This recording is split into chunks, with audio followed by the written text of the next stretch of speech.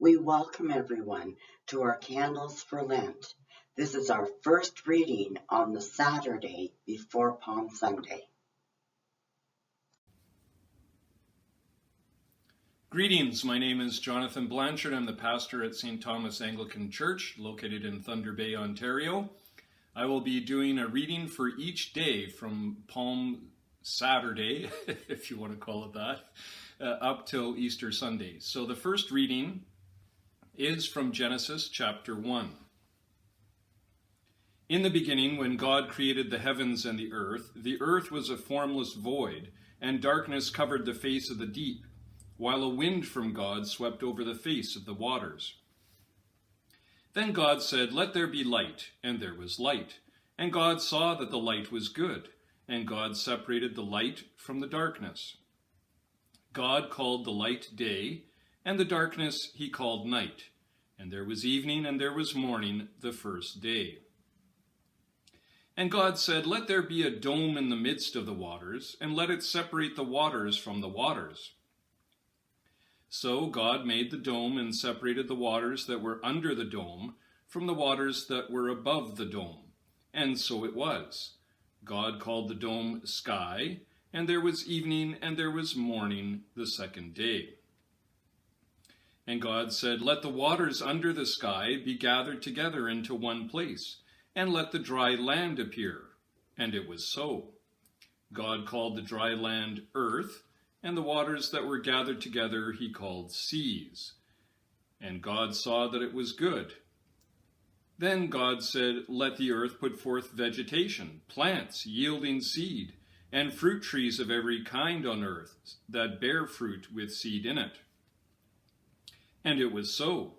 The earth brought forth vegetation, plants yielding seed of every kind, and trees of every kind bearing fruit with seed in it. And God saw that it was good. And there was evening and there was morning the third day. And God said, "Let there be lights in the dome of the sky to separate the day from the night, and let them be for signs and for seasons and for days and years. And let them be lights in the dome of the sky to give light upon the earth." And it was so. God made the two great lights, the greater light to rule the day, and the lesser light to rule the night, and the stars.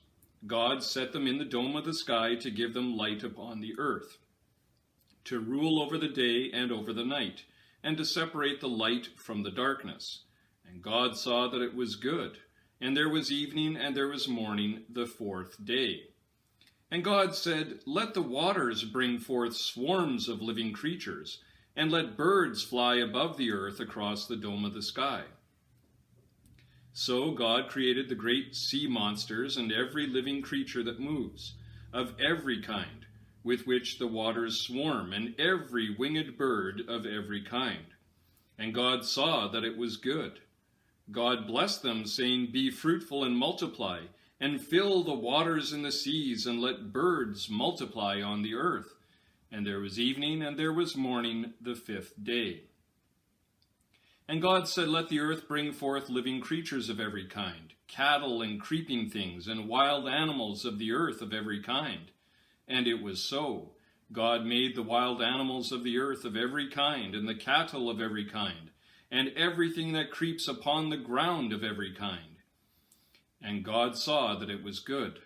Then God said, "Let us make humankind in our image, according to our likeness, and let them have dominion over the fish of the sea, and over the birds of the air, and over the cattle, and over all the wild animals of the earth, and over every creeping thing that creeps upon the earth." So God created humankind in his image. In the image of God he created them. Male and female he created them. This is the word of the Lord. Thanks be to God. God created the universe, from galaxies to water spiders. He created the breeze that calms us and the hurricane that terrifies us. All of it is to show us what he is like, to display his glory and personality. But people have let themselves be blinded to the truth. Some take all of God's creations for granted and say it just got there somehow. No need for God. Others worship the things that were created and don't see God behind it. In the beginning was the Word. The Word was with God, and the Word was God. All things were made through him, and without him not a thing was made. In him was life, and the life was the light of man.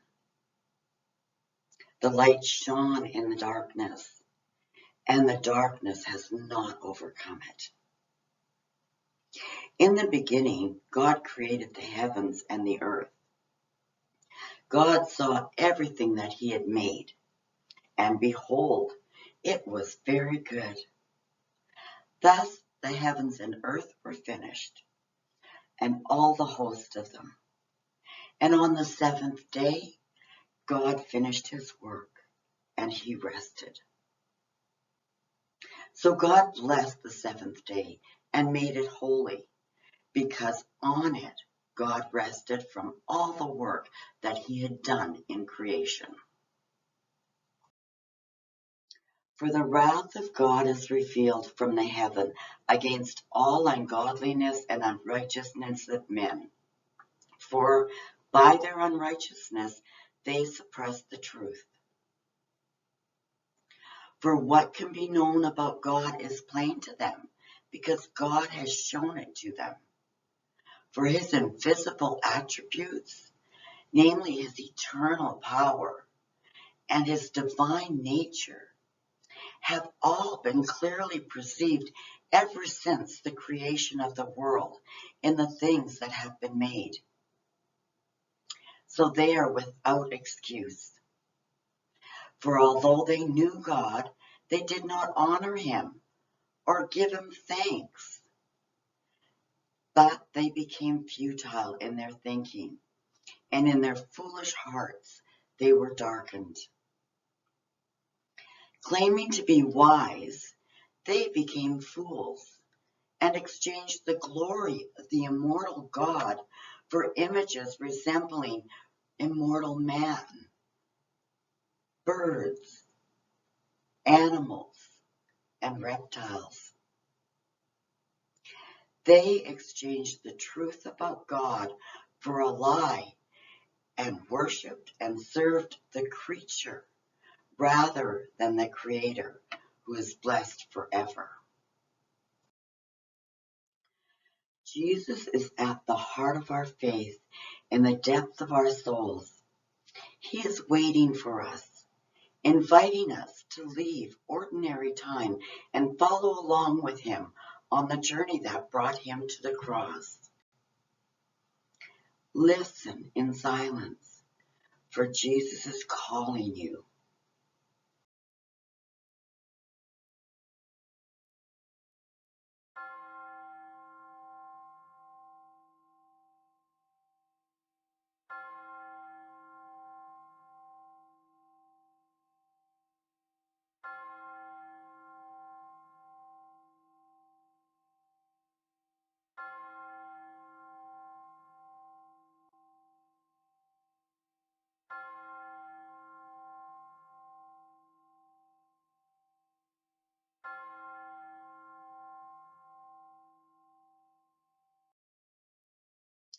As we extinguish this light,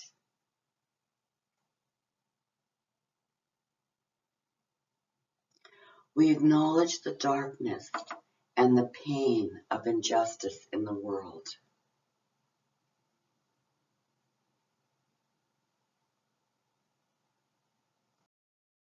Let us close with prayer. Loving God, as we journey through this holy week, give us strength and courage to make the changes that are needed in our lives. Open our hearts and our minds to your steadfast presence and help us to put our trust in you. Amen.